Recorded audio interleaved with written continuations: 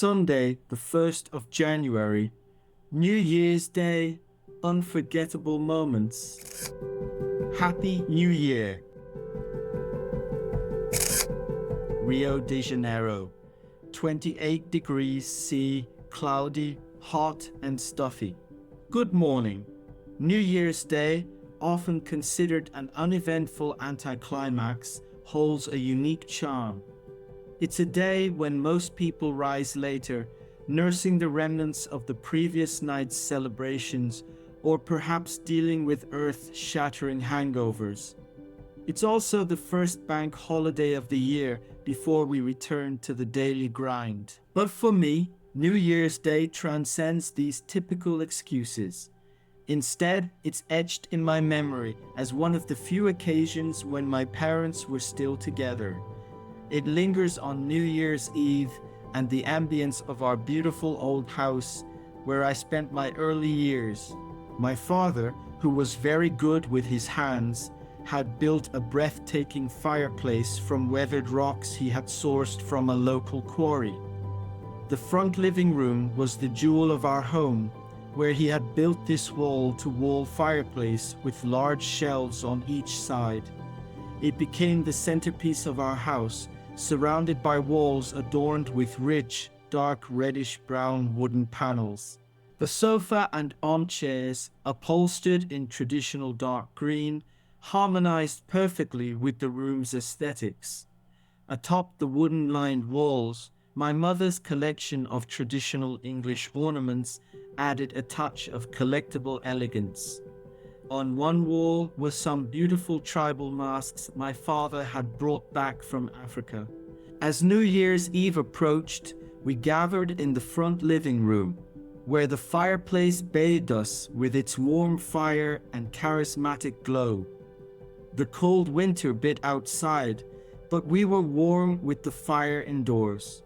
Our parents would invite neighbors to join in the New Year festivities, and as we commemorated the night before, one moment stood out for me more than anything else the day that followed. New Year's Day. We woke early, and after breakfast, my father proposed a stroll through our town's city center. We piled into the car and headed to Stourbridge High Street. There my father parked, and we ventured into the pedestrian shopping precinct, a semi-open-air shopping center. As it was still early, it was just us. The streets, the corridors, and the shopping center were empty and serene, with no soul in sight. For over an hour, we roamed, gazing into shop windows, enjoying each other's company civilly and joyfully. In this public space, in a place that is usually bustling with people, it was just us. This memory etched into my young mind at the age of 7 or 8, or even less. It remains a cherished and captivating moment I carry with me until today. I have grown to enjoy taking solitary walks on either Christmas Day or New Year's Day, as it allows me to enjoy the empty streets and the peace and quiet of being alone. This unique connection to deserted public places might have stemmed from the rarity of experiencing such happiness when both my parents were still together.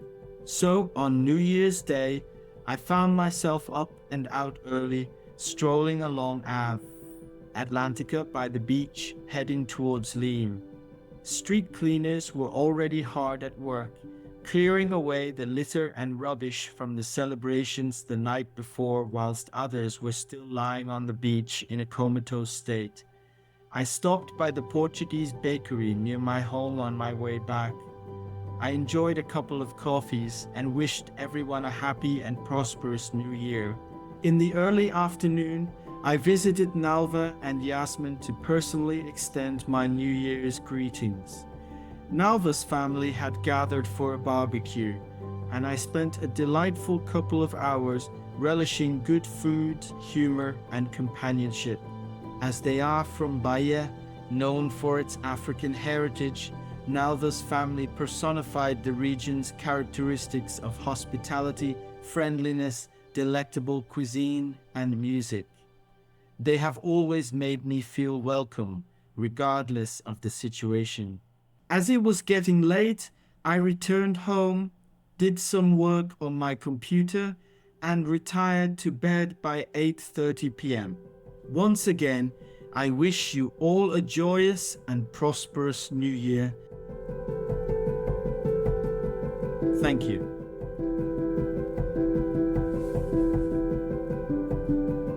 Don't forget to check out more of my blog posts and leave a comment to share your thoughts. Thank you for your continued support. Richard.